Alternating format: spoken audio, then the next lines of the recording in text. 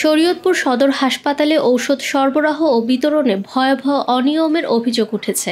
রোগীদের জন্য সরকার ও ঠিকাদার কর্তৃক সরবরাহকৃত বিপুল পরিমাণ ঔষধ স্টোরে মজুদ থাকলেও ফার্মেসিতে গিয়ে রোগীরা ঔষধ না পেয়ে খালি হাতে ফিরে যাচ্ছেন।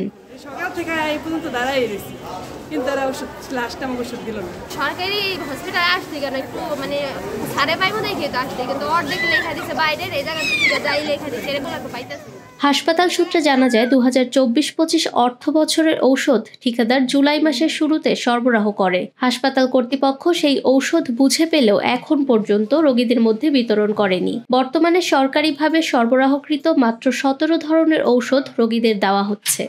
অন্যদিকে ঠিকাদারের সরবরাহকৃত বিপুল পরিমাণ ঔষধ স্টোর রুমে আটকে রাখা হয়েছে। তো যে টেন্ডার হয়েছে, টেন্ডারের অফিসিয়াল নিয়মকানুন সব হয়েছে, কাগজপত্র সব আছে, কিন্তু ওষুধ নাই। তো এই ওষুধগুলো কোথায় গেল?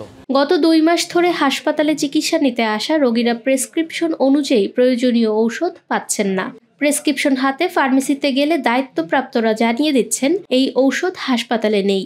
ফলে প্রায়ই রোগী ও স্বজনদের সঙ্গে ফার্মাসিস্টদের বাক বিতণ্ডার ঘটনাও ঘটছে। 2024-25 অর্থ বছরে আমাদের যে এমএসআর যে টেন্ডার প্রক্রিয়া, এটা আমরা শেষ করতে জুন মাসের লাস্টের দিক দিয়ে আমরা কার্যক্রম শেষ করি। এক্ষেত্রে জুন মাসে যদি আপনি কার্যক্রম শেষ করেন, ওষুধগুলো দিতে 1 থেকে 2 মাস প্রায় সময় লেগে যাবে। এটাই স্বাভাবিক, যেহেতু আমাদের নানাবিধ কারণে এটা দেরি হয়ে গেছে। সেই কারণে আমরা ওষুধগুলো তারা সাপ্লাই দিয়েছে, কিন্তু আমাদের সার্ভেগুলো করা হয়নি। এখন হয়তো এই সপ্তাহের মধ্যে আমরা সার্ভে করে আগামী সপ্তাহের ভিতরে আমরা ওষুধগুলো দিতে পারবো। সরজমিনে ঘুরে দেখা গেছে স্টোর রুমে ঠিকাদারের সরবরাহকৃত বহু ঔষধের কার্টুন মজুদ রয়েছে, অথচ রোগীদের হাতে সেই ঔষধের একটি ট্যাবলেটও দেওয়া হচ্ছে না। স্থানীয়দের দাবি, এভাবে ঔষধ আটকে রাখা মানে সাধারণ রোগীদের ভোগান্তি বাড়ানো। এ বিষয়ে প্রশাসনের জরুরি হস্তক্ষেপ প্রয়োজন।